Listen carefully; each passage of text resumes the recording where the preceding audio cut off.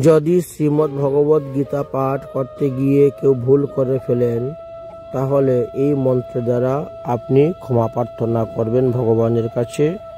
করুণ দয়াল পরম ব্রহ্ম ভগবান শ্রীকৃষ্ণ অবশ্যই আপনাকে ক্ষমা করে দিবেন।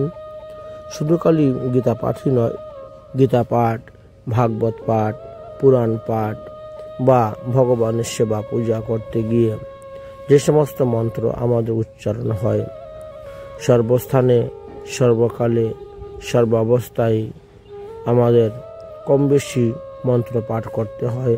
প্রার্থনাকালে, স্তুতিকালে, প্রণামকালে আদি ইত্যাদি ইত্যাদি। যেখানেই আপনার পূজা পাঠ আদি করবেন, সেখানেই পূজা পাঠের অন্তে ক্ষমাটা চেয়ে নেবেন ভগবানের কাছে। তো কিভাবে উচ্চারণ করবেন?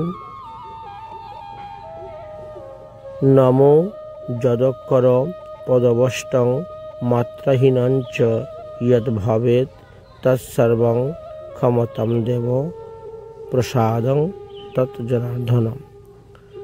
এটাকে অন্যভাবেও বলা যায়, যেমন শূদ্রের ক্ষেত্রে নম শব্দ ব্যবহার করা হয়, আপনি ওম শব্দের দ্বারাও এটা ব্যবহার করতে পারেন।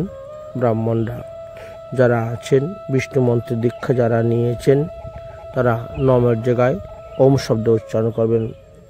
ওম যদক্ষরম পদবষ্টং মাত্রাহীনঞ্চ যদ ভবেৎ তৎসর্বং ক্ষমতাম দেবং প্রসিদ্ধম শ্রী পরমেশ্বরম প্রসাদং তপ জনার্দনম। উভয়ভাবেই ব্যবহার করা হয়ে থাকে। তো বিভিন্ন স্থানে আমরা এই মন্ত্রের একটু পরিবর্তনও দেখতে পাই। বিভিন্ন স্থানে আছে, কোথায় জনার্দনম, কোথায় পরমেশ্বর ইত্যাদি শব্দ দেওয়া আছে।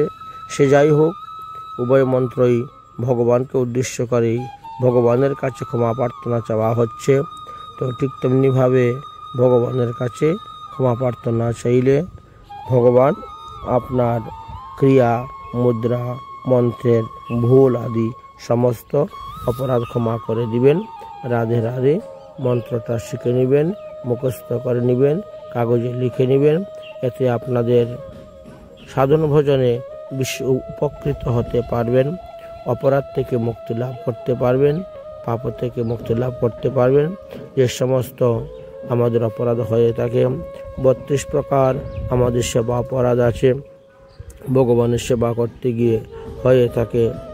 সুতরাং এই 32 প্রকার সেবা অপরাধ ক্ষমা ভগবানের কাছ থেকে চাওয়া যায় এইভাবে, এই মন্ত্র উচ্চারণের দ্বারা। রাধে রাধে মন্ত্রটা উচ্চারণ করবেন। নমো যদক্ষর পদভষ্টং মাত্রাহীনঞ্চ যদ ভবেৎ তৎসর্বং ক্ষমতাম দেবং প্রসাদাৎ তব জনার্দনম।